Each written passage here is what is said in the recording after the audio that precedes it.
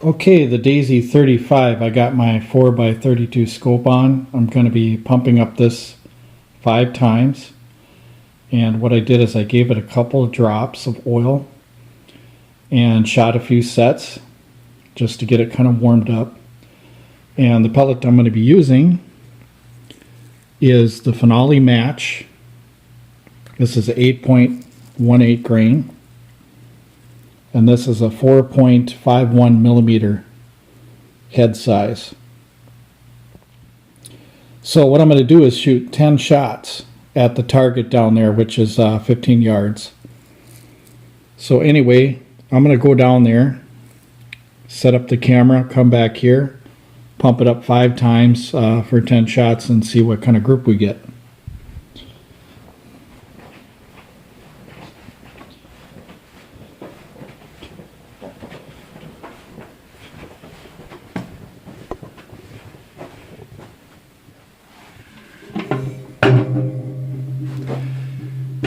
And what I'll do is I'll move the camera closer at the end so you guys can see the results.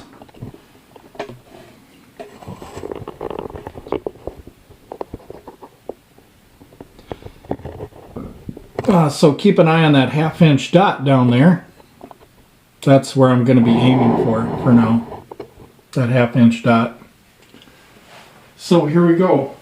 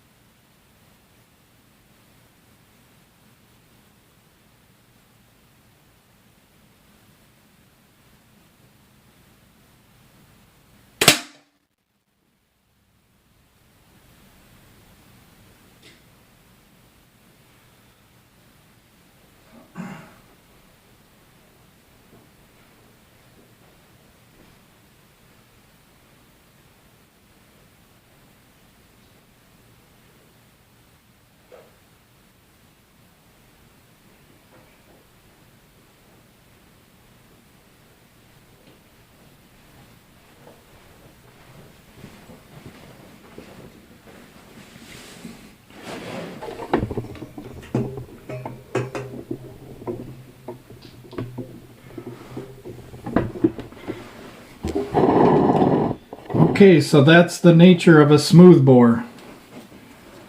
If you notice these 3 shots right here, this is not me, and it's not the pellet, it's the rifle. Smooth bores, they'll do that to you. They'll group really good, and then you'll have a few just going crazy. So that's for me, firing thousands and thousands of rounds, literally 10 after 10 after 10. I found out that with these smooth bores, match grade pellets, you get some nice groups here, but you get quite a few flyers. So, and even when I tested match grade pellets in the box that are perfectly weighed and perfect diameters, you'll get the same results right here. You'll have a lot of them going pretty much in a circular group, and then a few of them fly off. So sometimes flyers are the rifle, sometimes they're you, and sometimes they're the pellet. So you have to kind of investigate and see why it's that way. Now, what we want in a smooth bore is we want about inch groups at 15 yards, and that's what we're getting. Now, if we took away this one here, and we went for 60% of the shots, we're about 3/4 of an inch. But if you take this one from here to here, it's about 1 inch. And then if you add these in, obviously it's going to be a 2.5 inch group. So 1 inch right here, as you guys know, I was shooting out in the yard at 40 yards. And I was getting 4-inch groups, what was it, 60-70% of the shots with this DZ35 at that distance.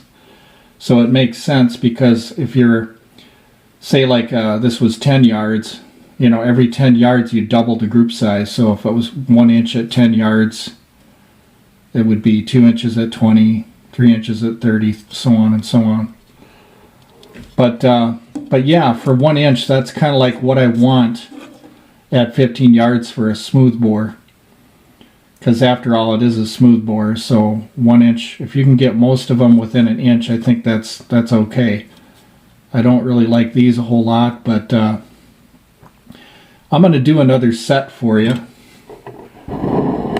So let me go grab another sticker, or maybe what I'll do is I'll just go off the corner of this right here. I'll use this as an aim point. Let's do another 10 shots and see what happens.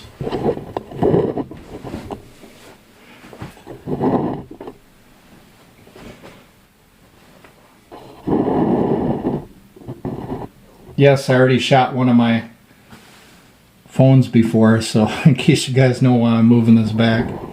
I killed one of them. I didn't tell anybody about it though.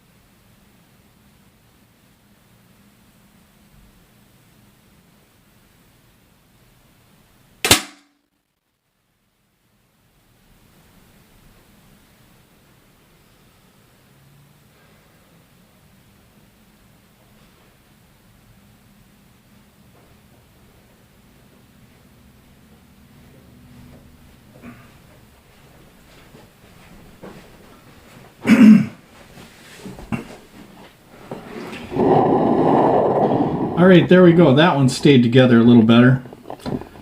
Actually, I wasn't aiming for the center here, believe it or not. I was actually aiming with the crosshair right on this edge right here, because I was going to save it for later, but I already got it now. So we got about 1.25 inches. If we took one away, we'd have 1 inch. So that's what I'm talking about. You got 90% of them are 1 inch. Over here, 70% of them are 1 inch. So when it comes to sight-in time, all you would do would probably be take a few of these right here and just move them over a little bit. That's the best you can do. It'd still be hard to zero at 15 yards, but you can just zero in by the groups, pull it over a little.